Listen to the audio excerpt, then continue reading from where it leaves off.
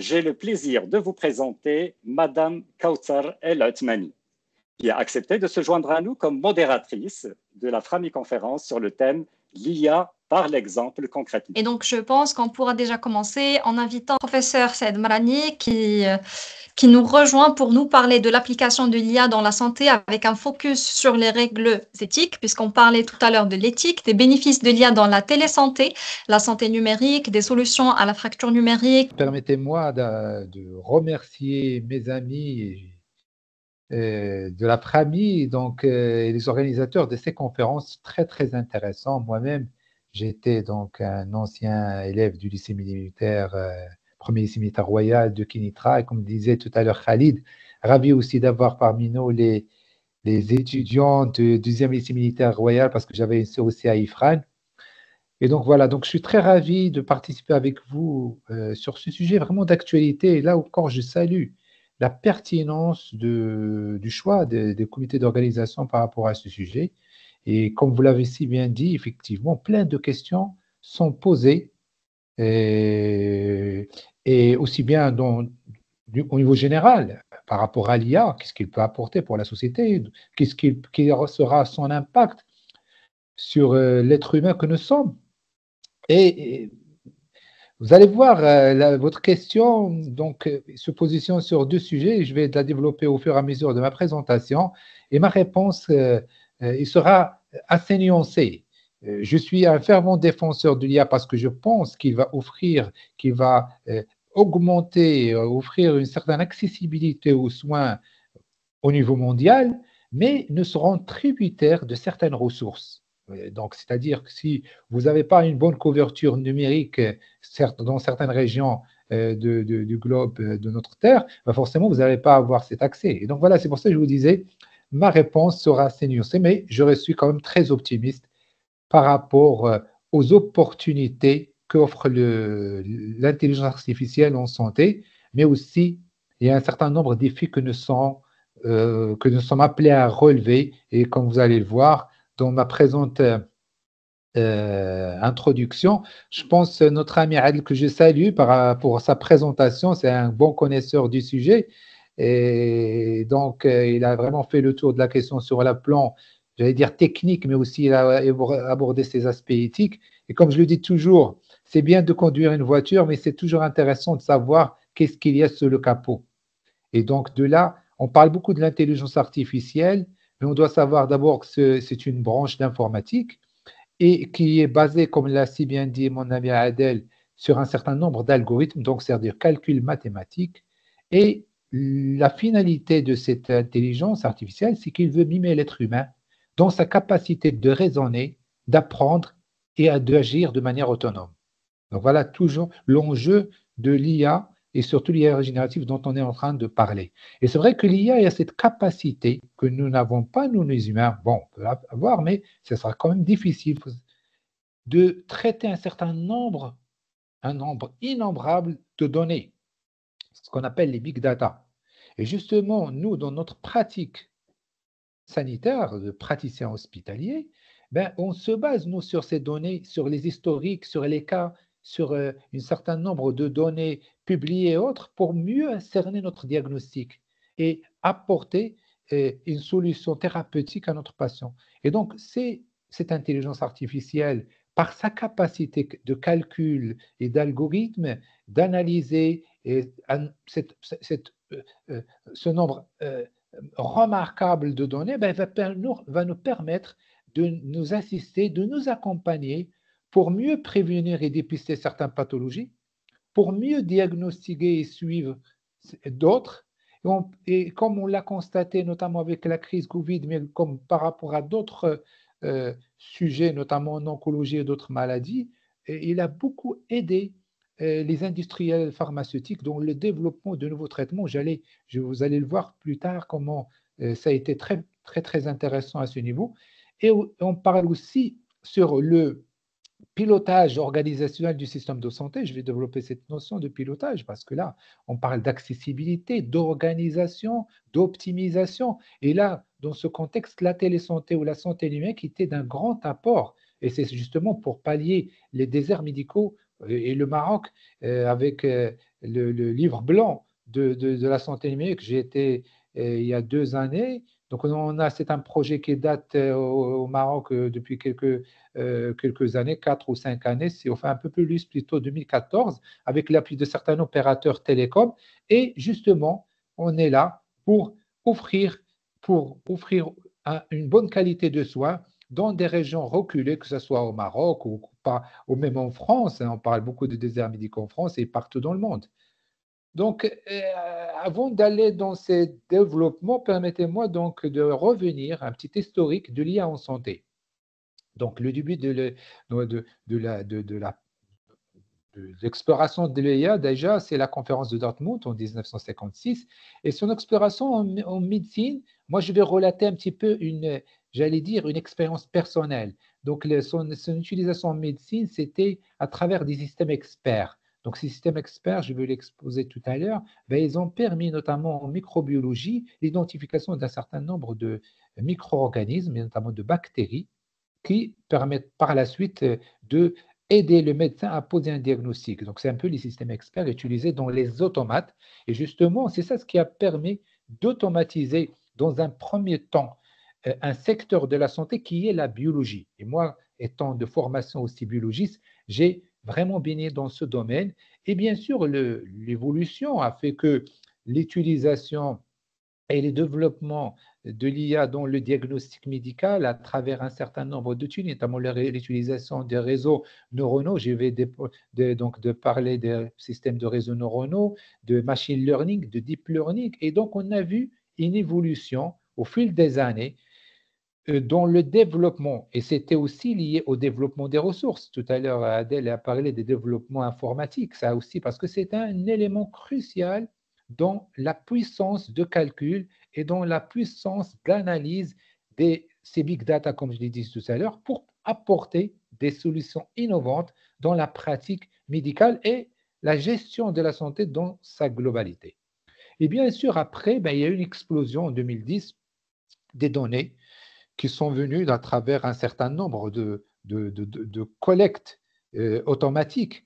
Je prends par exemple dans le laboratoire, et vous le savez, quand vous allez faire un prélèvement biologique dans un laboratoire, votre sang, pour une hématome, pour une amélioration formée sanguine, voilà, avant, ça se faisait avec un microscope. Maintenant, ce sont des automates et vous avez rapidement un résultat qu'on rendait au bout de 24 heures, des fois même au bout pour certains examens 48 heures, voire 72 heures, généralement, ce sont des résultats que vous allez recevoir 1 heure, voire pour certains paramètres 15-30 minutes après. Et donc, comme vous allez le constater dans la diapositive suivante.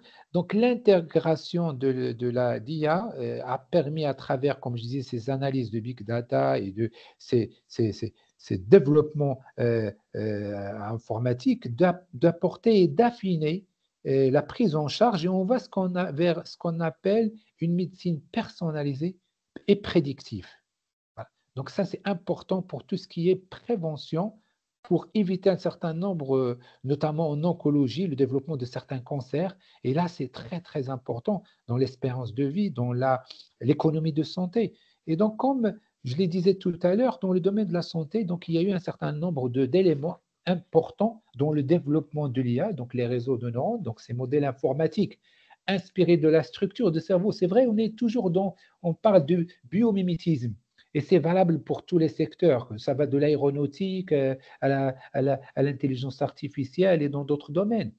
Et donc, justement, en partant, on est toujours, l'humain, il est en train de voir comment développer un autre, il veut un petit peu se comparer au Dieu, c'est ça. Et donc, mais voilà, mais c'est important quand même d'être toujours dans cette innovation pour apporter des solutions qui peuvent, encore une fois, nous assister à mieux développer nos compétences et nos actions, quels que soient les secteurs. Pour ma part, je développe celui de la santé. Donc, il y a le deep learning, donc le machine learning et le deep learning, c'est ce dont on parle actuellement, c'est ce qu'on appelle l'apprentissage probant, des techniques qui vont permettre d'avoir une automatisation d'apprentissage, c'est-à-dire que l'IA, elle n'était pas programmée par rapport à ce développement et qu'il va elle-même développer une certaine culture pour mieux euh, interpréter, notamment dans le cas de l'imagerie médicale.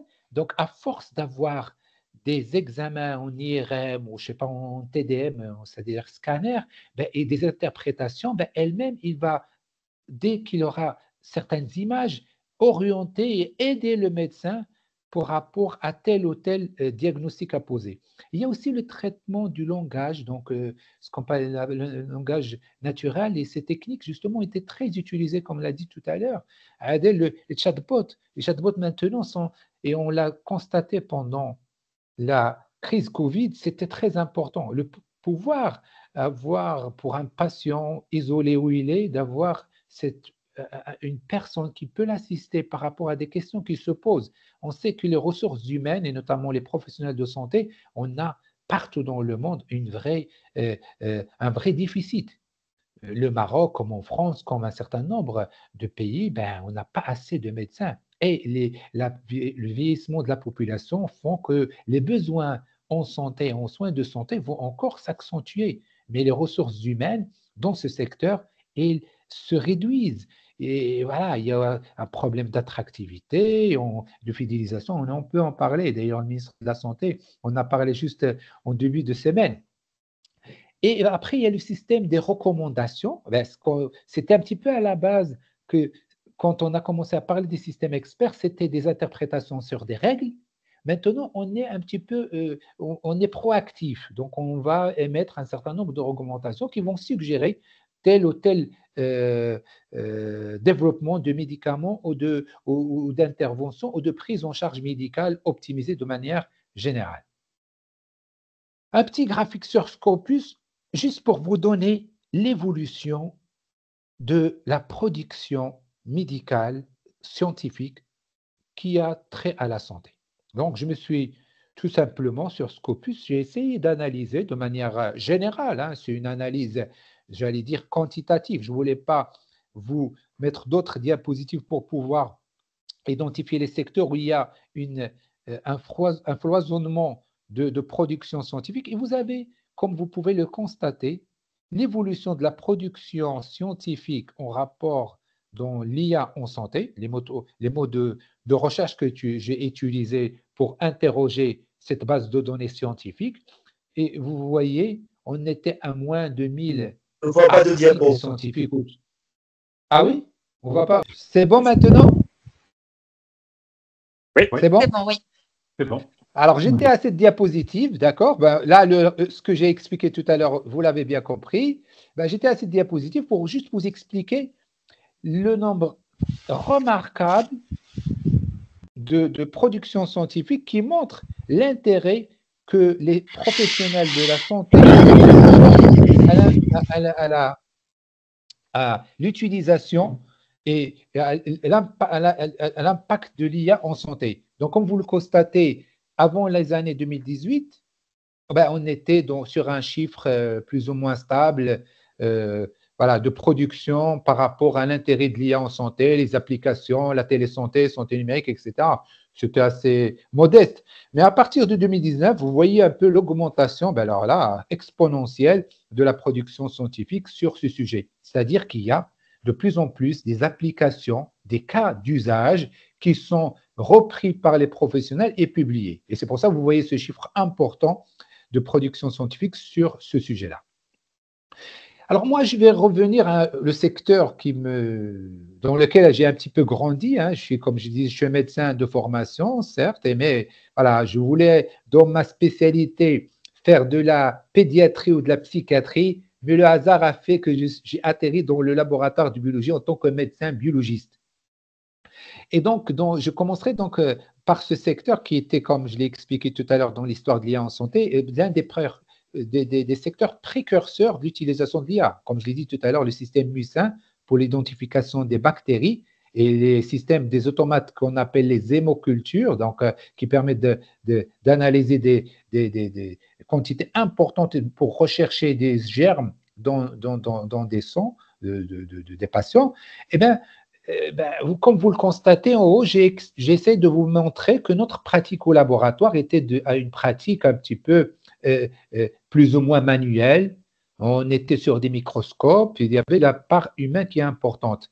Et au fil du temps, quand vous voyez le biologiste au centre avec un certain nombre d'automates qu'il doit piloter, eh ben c'est sûr que tout ça, c'est grâce à l'intelligence artificielle.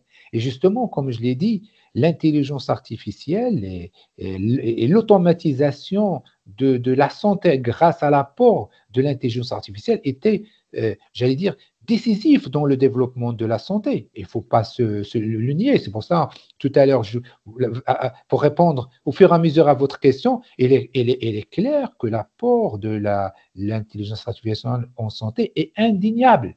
Est indéniable. Et ce n'est pas moi qui va dire le contraire. D'autant plus que j'ai moi-même vécu dans ces écosystèmes et j'ai vu à quel point ces automates sont importants. Mais j'attire votre attention, il l'a bien dit tout à l'heure Adèle, on ne peut pas se fier de manière totale à ces automates, à ces algorithmes. Ben, ils ont beaucoup bon, quel que soit leur niveau de performance, ben, l'humain a son mot à dire. Et je donne par exemple, une NFS, numération formule sanguine. Donc, vous voyez, donc quand on met le sang d'un patient, on le met dans l'automate, on a un résultat au bout de 5-10 minutes. Mais ce résultat, on doit obligatoirement le valider.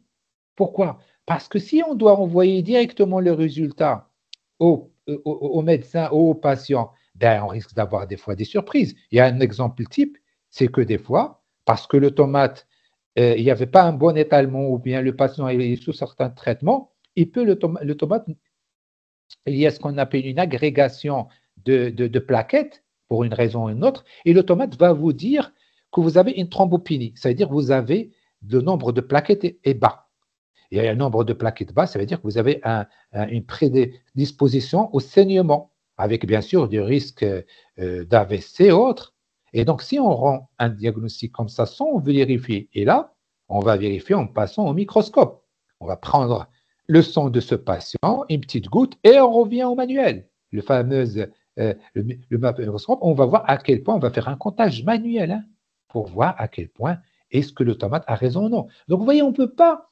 Et ça peut aussi rassurer certains professionnels, parce que les professionnels de santé ils se posent des questions. Est-ce que les machines vont nous remplacer demain? Non. Non, non, ça c'est sûr. Peut-être dans ce secteur, certaines fonctions, j'allais dire, administratives pures sur la paperasse, on n'aura pas besoin de professionnels dans ces tâches administratives, mais pour le reste, ben, les professionnels auront toujours leur mot à dire et ils auront toujours leur intérêt dans ce système de santé. Et donc, comment l'IA est utilisée dans le domaine de la santé? Ben, je donne un exemple patent au niveau du laboratoire, mais il y a d'autres exemples que vous connaissez tous, l'imagerie, la radiologie. Ah ben alors là, ce secteur, ben, il a vraiment, et c'est que j'ai plein d'échanges avec des amis dans la radiologie, dans l'imagerie de manière générale, ben, eux, ben, franchement, c'est une révolution de leur pratique. Là aussi, pas mal de radiologues se disent, peut-être à horizon 2040, peut-être qu'on n'aura plus besoin de radiologues. Non, on aura toujours besoin de radiologues. Parce que quel que soit le niveau de performance de ces algorithmes, le radiologue a son mot à dire. Et a son mot à dire, d'autant plus que, voilà, il y a une responsabilité médicale qui est engagée après. Je vais revenir plus tard. En dermatologie, la même chose. vous avez des lésions dermatologiques et c'est vrai que ces éléments ont beaucoup aidé, notamment par rapport à la prise en charge de certains patients qui sont éloignés et autres. Il fallait une prise, et là je fais référence à des actes de télédiagnostic ou bien de téléconsultation, ben, une prise d'image de telle ou telle lésion, ben, avec un petit interrogatoire pour savoir comment ces lésions sont disséminées au niveau du corps, eh ben, ça peut nous orienter vers un diagnostic. La même chose pour la lymphate et je vais peut-être pas développer d'autres applications. Alors, là où l'intelligence artificielle a été, j'allais dire, révolutionnaire, oui, je veux dire, c'est le terme révolutionnaire, c'est la recherche et le développement des médicaments. Et pourquoi? Parce que, comme on l'a d'ailleurs, le bon exemple, c'était la production de vaccins anti-Covid. Hein. Eh bien, dans ce domaine-là, il y a beaucoup de données. Il y a beaucoup d'éléments à analyser. Et c'est vrai que l'humain, il a des pistes. Et s'il doit s'amuser pour ceux qui ont été dans des laboratoires de recherche, donc on est dans des expériences, dans des analyses, etc. Ben, si on doit analyser un certain nombre de pistes et dans l'identification de cibles thérapeutiques, ben, il faut qu'on ne dorme pas, qu'on passe toute la journée à 24 heures 24, 7 sur 7 au niveau du laboratoire. Et malgré tous ces éléments, malgré toute la capacité de la Chine et d'autres pays, quel que soit le nombre de leur population, eh ben, on ne va pas y arriver. Et justement, là où les algorithmes peuvent apporter des solutions de manière très rapide en fonction de la puissance des calculs, bien sûr. Je l'ai dit tout Professeur à l'heure, la Mathieu, personnalisation de soins. vous avez répondu à Oui. quelques questions de chat dans votre présentation. Et je me permets aussi, puisque vous parlez là de soins, de poser une question que je vois pertinente sur le chat qui se demande sur l'impact de l'IA sur les coûts de ces soins-là.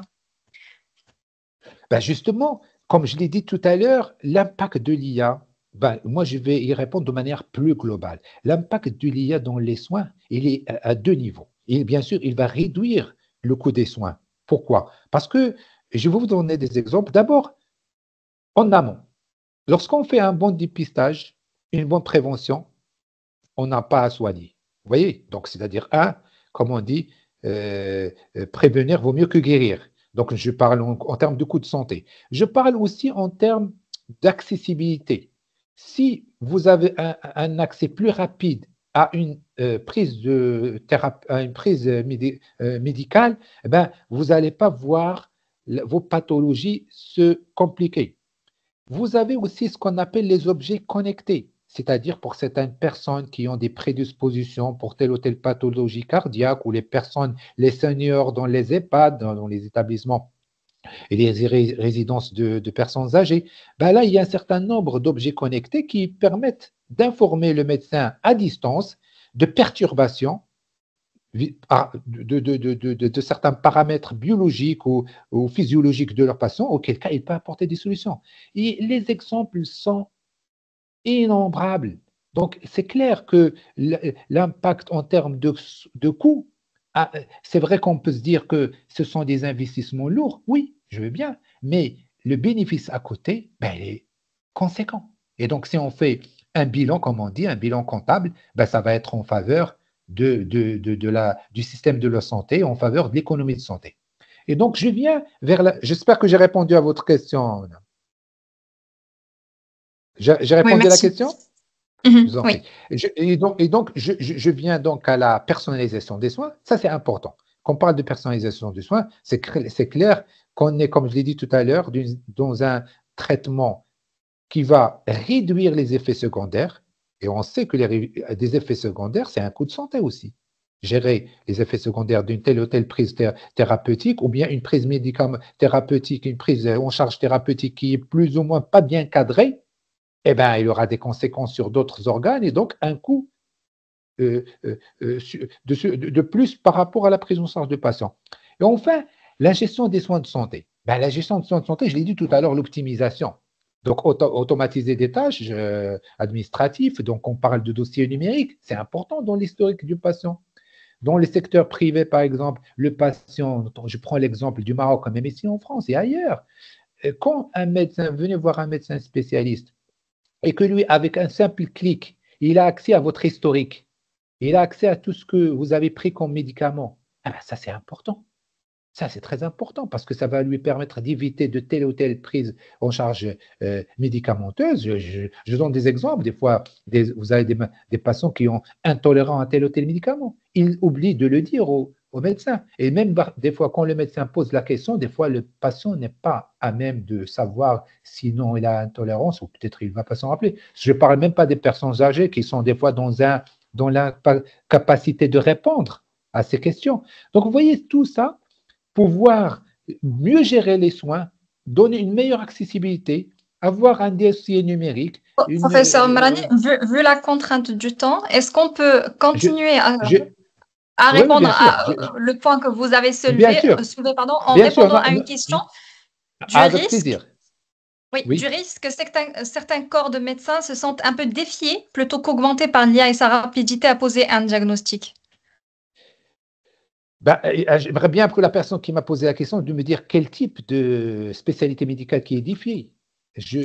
Franchement. Alors, c'est Jalal qui a posé la question. Je ne sais pas si vous avez. Oui, je peux réagir sur la question. C'est une simple question d'appropriation et de sensibilisation à l'IA. C'est de se dire qu'est-il fait dans les CHU ou dans le domaine médical pour peut-être écarter cet aspect de risque, de challenge. Okay. Et j'en profite aussi pour dire que, comme l'a dit Kautar, nous avons un peu glissé dans le temps. Donc, si la réponse peut être synthétique, ça arrangera les autres conférenciers qui doivent passer. Merci. D'accord. Donc, par rapport à ça, je pense que l'acculturation et de l'adoption de ces technologies. Moi, j'ai mené des travaux sur l'adoption de la santé numérique, notamment la téléconsultation, la télésanté dans sa globalité. C'est vrai qu'il y a des défiances par rapport à l'appropriation de ces technologies par certains soignants, mais je pense parce que l'approche politique de l'intégration de ces outils dans les systèmes de santé n'était pas la bonne. Je pense qu'il faut plus de pédagogie et plus de sensibilisation professionnelle de santé sur l'intérêt, et c'est ce que je fais actuellement personnellement, j'accompagne un certain nombre de structures sanitaires et médico-sociales pour expliquer aux professionnels et aussi aux patients, parce que aussi le patient, des fois, il peut être récalcitrant par rapport à ces aspects de la télésanté notamment. Et c'est important de faire de la pédagogie, de la sensibilisation par rapport à ces éléments pour mieux augmenter l'appropriation de ces outils. Alors, rapidement, recherche-développement, j'en ai un peu parlé, donc il y a certains impacts importants par rapport à ça. Le système de santé, je l'ai évoqué tout à l'heure à travers une question qui a été évoquée, notamment sur l'utilité de l'IA et de ces outils donc, dans l'accessibilité aux soins, notamment pour des régions qui connaissent un désert médical. Je pense que la crise Covid aussi a été une bonne opportunité pour le développement de ces outils, et on sait que l'IA apporte beaucoup dans l'analyse des tendances et la planification des ressources, ça c'est sûr. Et en France, comme ailleurs, on parle du virage domiciliaire, c'est-à-dire on est plus en faveur du maintien des personnes, surtout quand ils vont avancer dans l'âge ou même pour des pathologies qui sont plus ou moins simples à gérer, on est plus vers une prise en charge à domicile ou bien une prise en charge en hôpital du jour. C'est-à-dire on va éviter de plus en plus des hospitalisations parce que l'hospitalisation, c'est un coût de soins, donc c'est une charge pour le système de santé. Donc ce virage domiciliaire, qu'il soit pour les seniors ou les personnes ayant des pathologies qui ne sont pas très compliquées, là aussi, l'IA est d'un grand apport. Merci beaucoup, monsieur le professeur Mrani.